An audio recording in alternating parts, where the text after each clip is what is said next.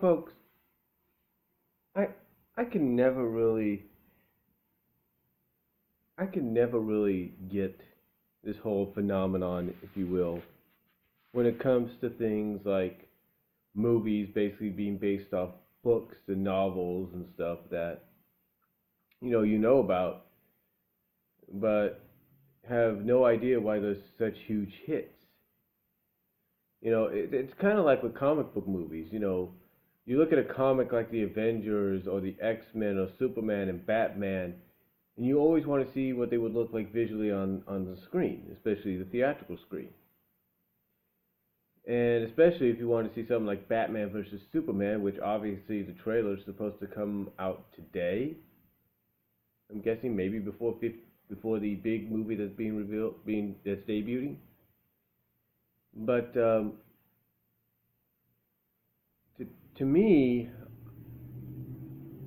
I've always been curious.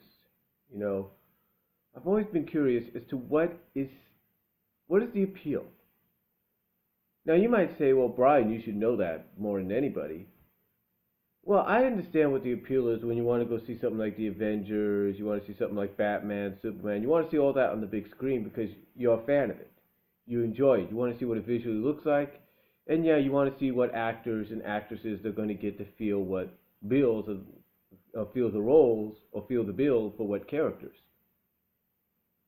And sometimes they're phenomenal choices. They really are. And sometimes the story arc works. All the elements just come together and they work. But then again, there's a difference though with comic book movies and basing a movie off a novel. Now, I can understand that if maybe things like Twilight, the Twilight series, the, yes, believe it or not, Hunger Games series, I can understand if these, you know, along with, and I'm gonna say it, 50 Shades of Grey, are like the S.E. Hinton books of this millennium. S.E. Hinton, if you must know, is an author that wrote most notably The Outsiders, along with some other good novels that I've read and stuff that have actually been turned into movies, and they've been phenomenal films in their own right. Outsiders, is one of those films that you could act that after you read the book in school, because sometimes in high school or even middle school you got to read the book as part of an assignment.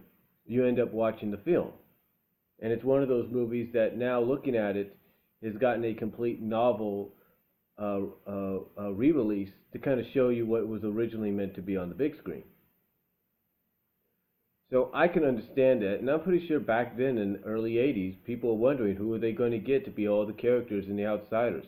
Who are they going to get to be Ponyboy? Who are they going to get to be Soda Pop? Who are they going to get to be Dallas? Who are they going to get to be, Two-Bit? Who are they going to get, basically?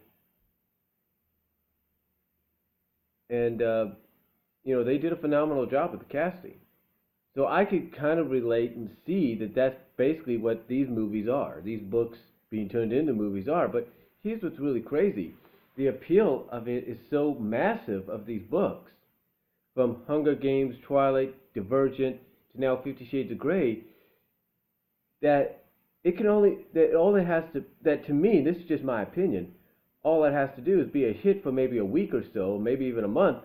Next thing you know, here you have every single major studio or major movie writer or screenwriter in Hollywood going like, "Ooh, I want to turn that into a movie. I want to get the license to that and turn it into a movie. I want that. I want that. I want that." And to me, it's like, what's the rush? Let people endorse it even more so. Let people sell more copies. Wait, is what I look at. I say, give it time. Give it patience. Be patient about it. See how it ultimately goes over. And if it goes ultimately over enough, then there's your chance. Obviously, Hunger Games, the Twilight series, and Divergent, obviously their books went over so well with young adults and mostly teenagers that Hollywood said, you know what, let's do it. Let's make these books happen. Let's make them into reality. And they've become huge hits. Maybe not the blockbusters that fans and maybe the studios were hoping they'd become, but they've become such huge phenomenons that they've basically gained sequels. Take a look at the Harry Potter series. There's an example right there. Despite the fact that it's been one of the most massively successful movie adaptations of a series, of a book series, it never really became like a Best Picture nominee, or it never really broke any real records that didn't get broke later on if it did. It basically was such a phenomenon that it had such a huge success that it required the books to get finished, that it required people wanting to see every book that was done get made into a movie. That was it. I mean, there was a time, I think, before they did the final two films or something like that, that they weren't even considered doing any more, and yet fans were clamoring. They wanted more, they wanted more, they wanted more. And guess what? They ended up getting more. And that's just the appeal. Same with the Hunger Games. You know, we got Mockingjay that just came out in theaters last year. We got Mockingjay Part 2 this year.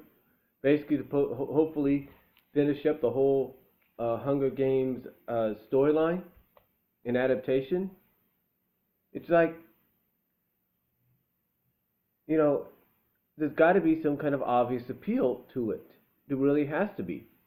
And I think one of the major appeals to it is people that read these books, mostly young kids, young adults, young teenagers. When they read these books, they let that imagination of theirs, they fantasize and let the imagination, well, basically they allow their imagination, hold on for a second.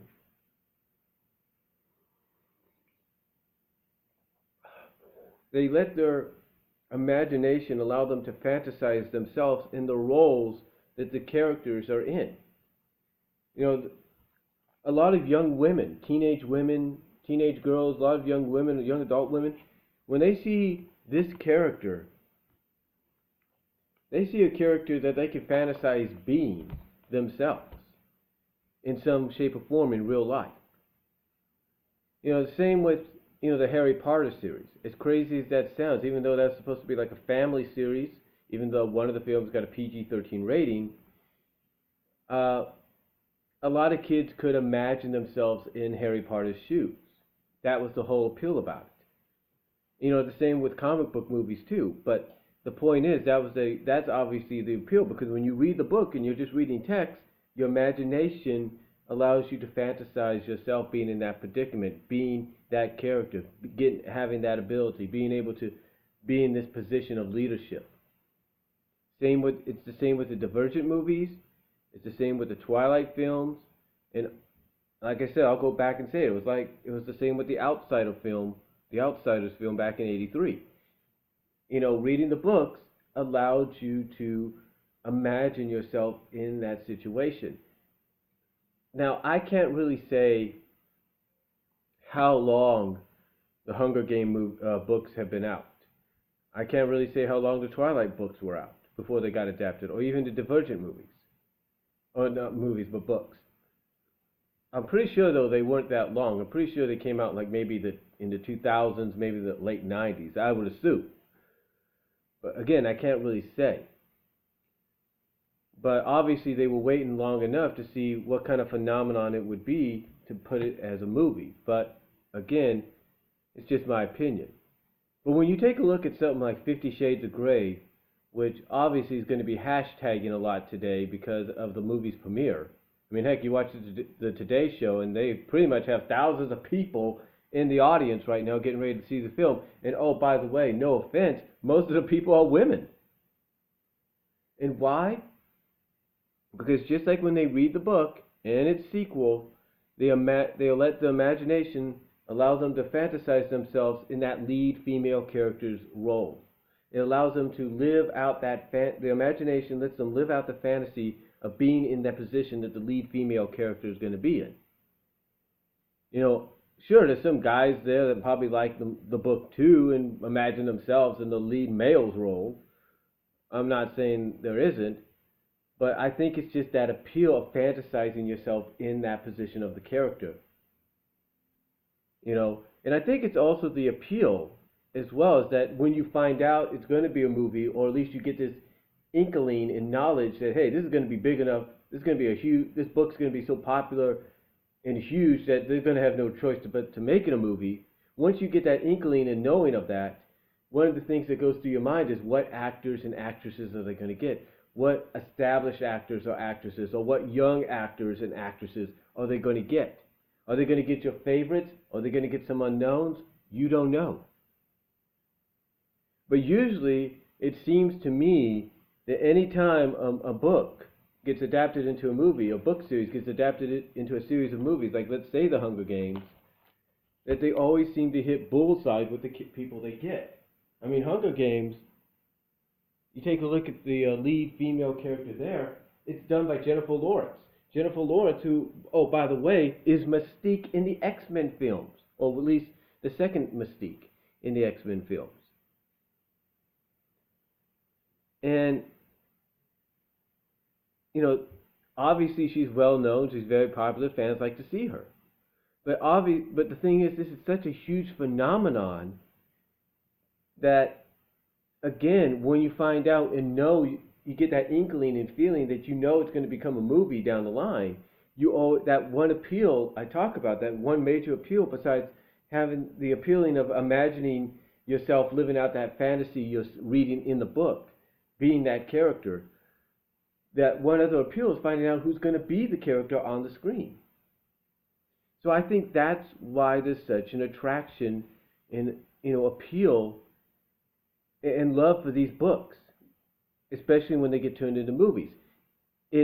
From a reading standpoint, it allows you to visually imagine and fantasize yourself in that main character's position of being that character.